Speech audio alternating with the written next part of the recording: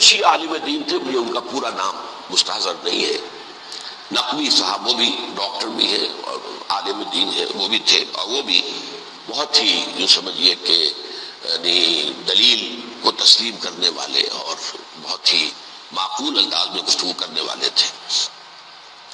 بہرحال جب وہ مذاکرہ شروع ہوا تو سب سے پہلے ڈاکٹر کلب صادق صاحب کو دعوت دی گئی کہ وہ اظہار خیال کریں۔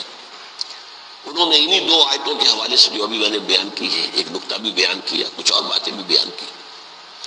اس کے بعد جب میری باری آئی تو میں نے کہا کہ مجھ سے کچھ اور سوال کیا گیا تھا، لیکن میں نے کہا کہ میں پہلے بات وہیں سے شروع کرنا چاہتا ہوں۔ سوال یہ کیا گیا تھا ڈاکٹر کلب صادق سے کہ قرآن کا فلسفہ شہادت کیا ہے۔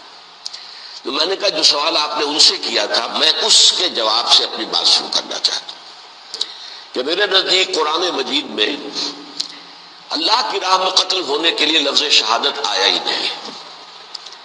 حدیث میں ضرور آیا ہے بصیغہ مجہول فقد استشہد، اس کی شہادت قبول کر لی گئی یا اس کو شہید بنا لیا گیا، اور اس معنی میں صرف ایک جگہ پر امکان ہے پورے قرآن میں سورہ آل عمران کی ایک آیت میں وَيَتَّخِذَ مِنْكُمْ شُهَدَاءَ، کہ وہاں اس کے معنی لیے جا سکے مقتول فی سبیل اللہ، باقی کہیں بھی نہیں۔ یہ تو اصل میں کار رسالت کے لیے ایک اصطلاح ہے۔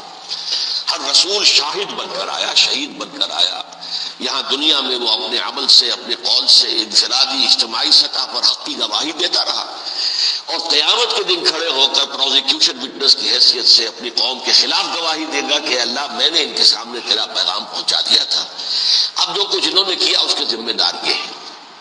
They can't plead ignorance، وہ یہ نہیں کہہ سکتے کہ ہمیں معلوم نہیں تھا، ہمیں بتایا نہیں گیا تھا۔ بہرحال اس پر مجھے بڑی خوشی ہوئی جب علامہ نقوی صاحب نے اس نقطے کو بہت سراہا، اور انہوں نے تسلیم کیا کہ کچھ دنوں سے مجھے بھی یہ خیال ہو رہا تھا، یعنی یہ کہ یہ کوئی زیادہ پرانا خیال ان کا نہیں تھا۔ انہوں نے فرمایا کچھ دنوں سے مجھے بھی یہ خیال ہو رہا تھا کہ قرآن میں تو یہ لفظ شہید اور شہادت اس معنی میں ہے ہی نہیں۔ میرا گمان یہ ہے کہ چونکہ اس موضوع پر میں نے بہت تقریریں کی، سال ہر سال سے تقریریں کر رہا ہوں، قرآن کا فلسفہ شہادت کیا ہے، اور اس کے حوالے سے یہ کہ امت مسلمہ کا کیا فرض منصبی ہے، شہادت علی الناس کی کیا ذمہ داری ہے جو امت مسلمہ پر ہے۔ تو یہ تو میری دعوت قرآنی کے اہم مضامین میں سے ہے، تو ہو سکتا ہے کہ میری ہی کسی تقریر کی کوئی اڑتی ہوئی خبر ان کے کانوں تک پہنچی ہو، اللہ عالم، لیکن انہوں نے اس نقطے کو سراہا، اور مجھے اللہ کے فضل و کرم سے مجھے اس پر خوشی ہوئی کہ بجائے اس کے کہ وہ اس پر کوئی آرگیومنٹ کرتے، کوئی بحث و تبحیث کرتے، انہوں نے میری اس بات کو تسلیم کیا اور اس کی گویا کہ تائید کی۔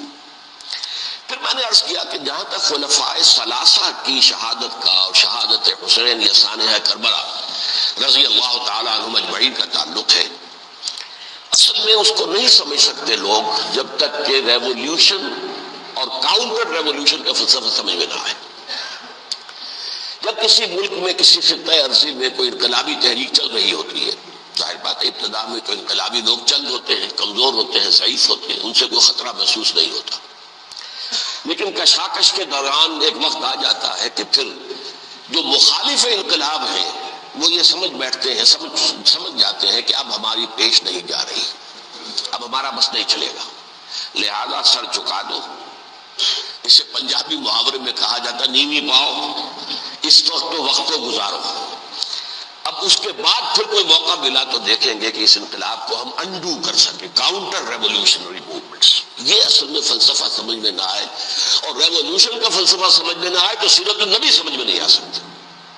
منہج انقلاب نبوی میری کتاب ہے، اس کو پڑھیے تو سیرت کا وہ تجزیہ آپ کے سامنے آئے گا جو آپ کی آنکھیں کھول دے گا کہ سیرت کو ہم کیا سمجھتے رہے اور سیرت اصل میں ہے کیا۔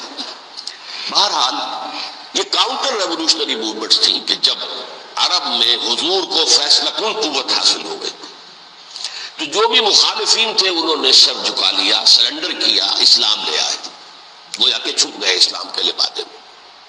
لیکن وہ تھے اسی طاق میں کہ پھر کبھی موقع ملے تو پھر ہم اس نظام کو دہو بالا کر دیں، تلپٹ کر دیں۔ یہ رد عمل سب سے پہلے خود عرب کے اندر پیدا ہوا، کیونکہ مشرکین عرب کو جب سورہ توبہ کی پہلی 6 آیات نازل ہوئی ہے جن میں الٹیمیٹم دے دیا گیا کہ اب کسی مشرک قبیلے سے کوئی معاہدہ اللہ کا اور اس کے رسول کا نہیں ہوگا، تمہیں 4 مہینے کی مہلت دی جا رہی ہے، یا ایمان لے آؤ اور یا تمہیں قتل کر دیا جائے گا۔ یہ بہت سخت آیات ہے قرآن کی، سورہ توبہ کی ابتدائی 6 آیات. اور حضرت علی رضی اللہ تعالیٰ عنہ کا کہنا یہ ہے کہ اس آپ کو معلوم ہے کہ مصحف میں یہ واحد صورت ہے جس سے پہلے بسم اللہ الرحمن الرحیم نہیں لکھی بھی آپ کو نظر آتی. باقی 113 صورتوں کے شروع میں بسم اللہ الرحمن الرحیم ہے. تو کیا وجہ ہے یہاں کیوں نہیں ہے؟ حضرت علی کا فرمانا ہے کہ یہ صورت تو تلوار ہاتھ میں لے کر اتری ہے، اور بسم اللہ الرحمن الرحیم میں اللہ تعالیٰ کے 2 اسماء ہیں، الرحمن الرحیم. یہ گویا کہ اس سے متضاد صورتحال ہے کہ اب تمہارے لیے آخری موقع ہے، یا ایمان لے آؤ اور یا قتل کر دیے جاؤ. اس میں ایک تیسری گنجائش خود بخود نکلتی تھی، یا یہ ملک چھوڑ کر چلے جاؤ، اور ایسا بہت سے لوگوں نے کیا بھی، لیکن اکثر لوگوں نے گردن چکائی. لیکن رد عمل ظاہر ہوا. ایک تو مرتدین کھڑے ہو گئے جنہوں نے نئی نئی نبوتوں کو مان لیا. ایک مان ہو گیا کہ ہم زکوٰۃ تمہیں نہیں دیں گے. یہ رد عمل تھا مشرک عرب کا، مشرکین عرب کا.